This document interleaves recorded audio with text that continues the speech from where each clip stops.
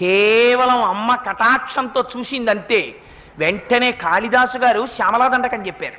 ఎక్కడి నుంచి వచ్చింది కాళిదాసు గారికి ఆ శక్తి? అమ్మవారు మూకుడని కంచిలో దేవాలయంలో ఎప్పుడూ కూర్చుని ఉండేవారు. ఆయన పేరేమిటో కూడా ఎవరికీ తెలియదు. ఆయన మూగివాడు. సాధారణంగా మూగితనం ఉంటే చెవుడు కూడా ఉంటుంది. ఆయన ఎప్పుడు మాట్లాడేవారు కాదు, అలా కూర్చుని ఉండేవారు. ఆయన అదృష్టం పట్టింది. ఒకనాడు అమ్మవారు అలా వెళ్ళిపోతూ చూసింది. చూసి నిర్హేతుకంగా అమ్మ తన యొక్క కరుణని ప్రసరింపచేసింది కళ్ళల్లోంచి. అంతే. కొంతమంది అంటారు మూకుడికి తన తాంబూలం తీసి ఆయన నోట్లో పెట్టిందంటారు. ఏదైతేనే అమ్మ కరుణ ప్రసరించిందంతే వెంటనే ఆయన నోటి వెంట 500 శ్లోకాలు వచ్చాయి. 500 శ్లోకాలు కూడా ఎంత గొప్పగా వచ్చాయో తెలుసా అండి? మూక పంచశతి అని పేరు దానికి. ఆయన అమ్మవారి మీద వెంటనే ఆర్యాశతకము అని ఒక శతకం చెప్పేశారు.